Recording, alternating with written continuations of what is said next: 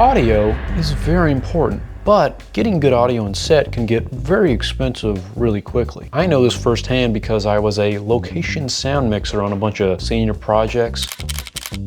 One day I just thought to myself, how much does everything on this sound cart that we're renting from the college actually cost? And when I added up the cost of everything, the cart, the mics, everything on it, it was about $10,000. Now that I'm out of college, I'm shooting my own videos and I can't be spending $10,000 on audio equipment. I need something that's cheap, but also easy to set up because I'm shooting this, directing it, running sound, setting up lights. I'm doing too many things. So I need something that's easy. So this is the solution that I've come up with. I'm not saying that it is the best budget solution. There's probably other solutions out there that are better and more cost effective. This is what I've come up with.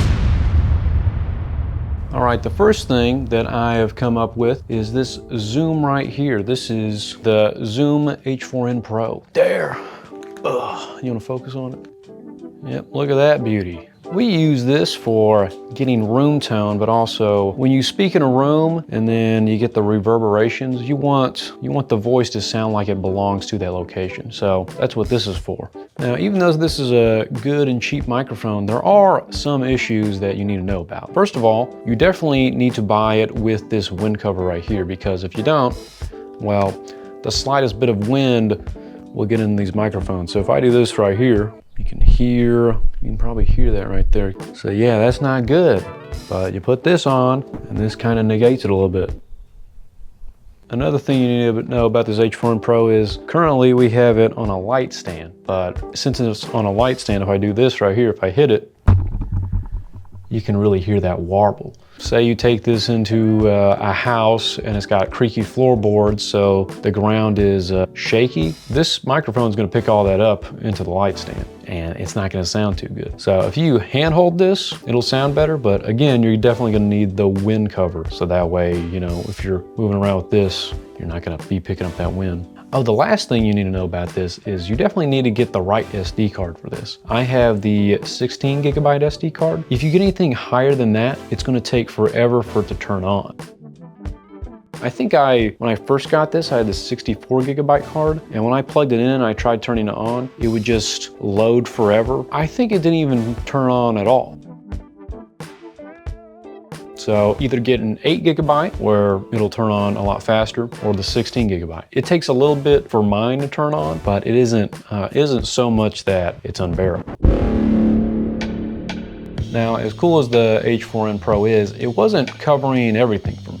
Now, the first video I did was the attach your camera to anything, and I just didn't really like the audio that was coming from this. It's nice for, you know, capturing the room tone and capturing the reverberations from the voice, gluing it to the location, but it just didn't sound professional enough for me, which is why I got this second microphone or this like second batch of microphones. So I have to go pick it up. So I got this. This right here is the Rode Wireless Go 2. They were pretty cheap, and also I got it with the microphone right here. So currently I'm wearing one of these. The great thing about the Rode Wireless Go 2 is that I have the receiver hooked up to the camera. A lot of times when I was doing these film sets, we would have our sound recorder and our camera be separate, so that way we would have to sync and post. And also, the camera we were using in our college wouldn't always have sound. You would literally have to line up the audio with the slate with the video, and that would take hours upon hours.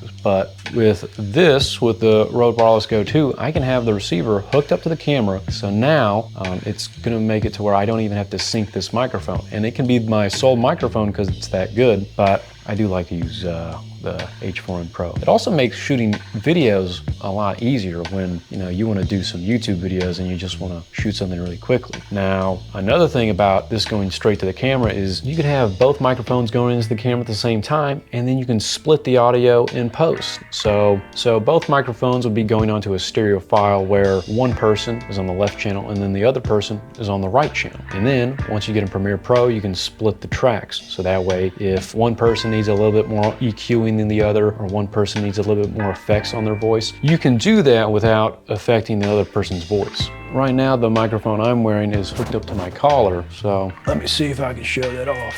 All right, so Right now it's hooked up to my collar. I got the microphone right there.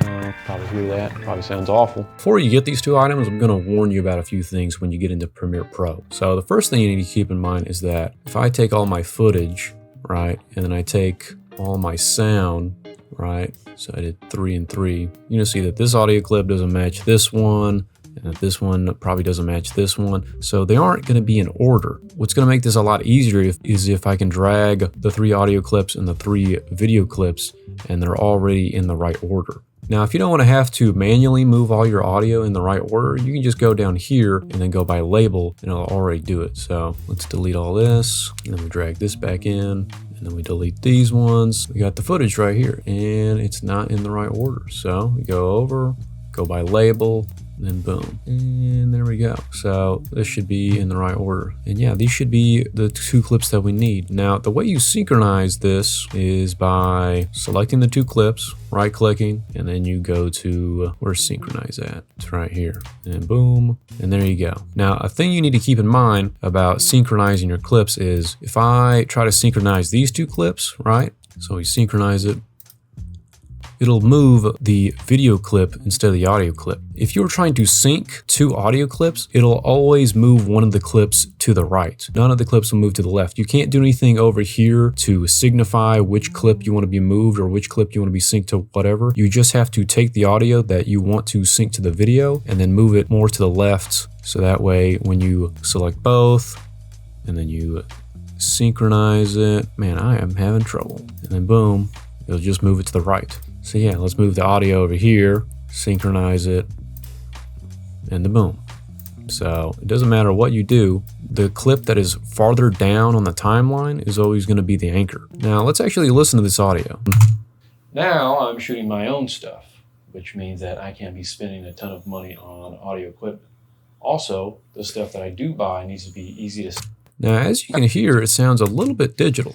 Now I'm shooting my own stuff, which means that... All right, so if we actually zoom in, when we take a look, it's a little off, as you can see, just a tiny hair off. Now, as you can see, we're only going by a frame at a time, but if we want to go by smaller increments, we have to click on this little hamburger menu and then show audio time units. Now, this is going to allow us to move the audio separately and not just move it by a frame. So now I can actually line up the audio a bit better. That looks a bit better. Is there any transients that we can find? Okay, have it about right here. Looks like there's a big transient. So this is the solution that I've come up with. All right, as you can hear, that sounds a lot better. Let me do Control Z. So just moved a tiny hair. And you're gonna hear that digital doubling effect. And then we do Control. So we'll undo that and that sounds way better.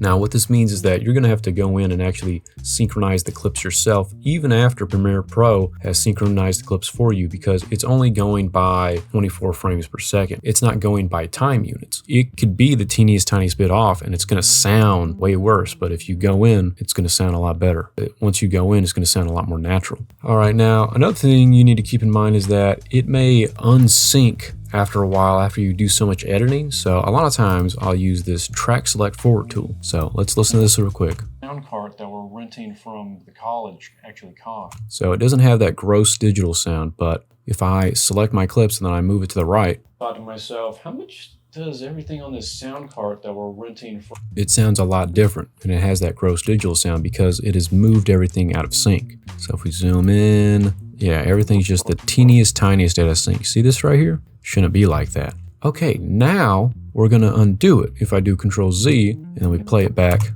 Part that we're renting from the college actually cost.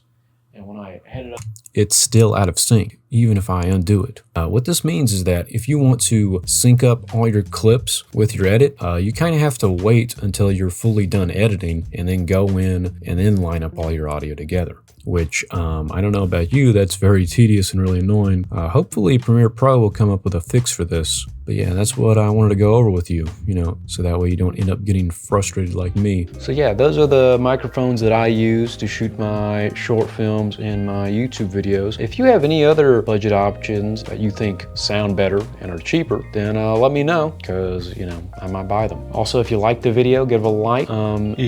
Also subscribe if you like filmmaking content. Subscribe, that's how I do it. Yeah, pretty simple, pretty easy, not very difficult at all. But is there anything else I was gonna say? But yeah, all right, goodbye, peace out. Dang, I'm sweating.